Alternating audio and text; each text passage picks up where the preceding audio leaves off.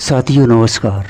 मित्रों, इस चतुर्थ अनुवाक में मैं श्रुतम गोपाय इस वाक्य तक परब्रह्म परमेश्वर की प्राप्ति के लिए आवश्यक बुद्धि बल और शारीरिक बल की प्राप्ति के उद्देश्य से परमेश्वर से उनके नाम ओंकार द्वारा प्रार्थना करने का प्रकार बतलाया गया है। साथियों, भाव यह है कि ओम ये परमेश्वर का नाम वेदोक्त जितने भी मंत्र हैं उन सब में श्रेष्ठ है और सर्वस्वरूप है, क्योंकि प्रत्येक मंत्र के आदि में ओंकार का उच्चारण किया जाता है और ओंकार के उच्चारण से संपूर्ण वेदों के उच्चारण का फल प्राप्त होता है तथा अविनाशी वेदों से यह ओंकार प्रधान रूप में प्रकट हुआ है। ओंकार नाम है और परमेश्वर नामी, अतः दोनों परस्पर अभिन्न है। वे प्रणव रूप परमात्मा सबके परमेश्वर होने के कारण इंद्र नाम से प्रसिद्ध हैं। वे इंद्र मुझे मेघा से संपन्न है। साथियों, इस कोश वाक्य के अनुसार धारण शक्ति से संपन्न बुद्धि का नाम मेधा है।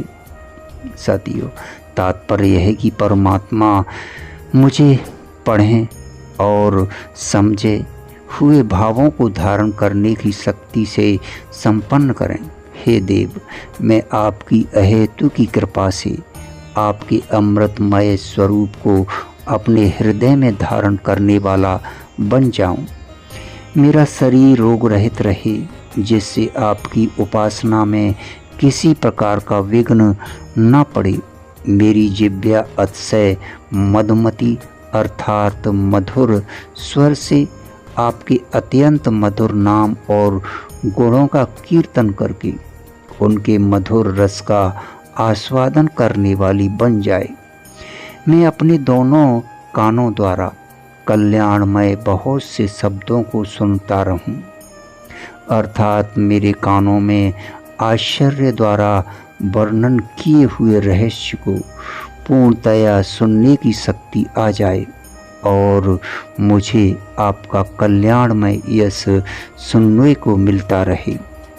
हे ओंकार, तू परमेश्वर की विधि निधि है, अर्थात वे पूर्ण ब्रह्म परमेश्वर तुझ में भरे हुए हैं, क्योंकि नामी नाम के ही आश्रित रहता है। ऐसा होते हुए भी तू मनुष्यों की लौकिक बुद्धि से ढका हुआ है।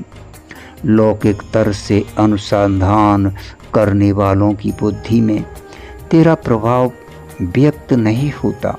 हे देव, तू सुने हुए उपदेश की रक्षा कर, अर्थात ऐसी कृपा कर कि तुझे जो उपदेश सुनने को मिले उसे मैं स्मरण करता हुआ उसके अनुसार अपना जीवन बना सकूं।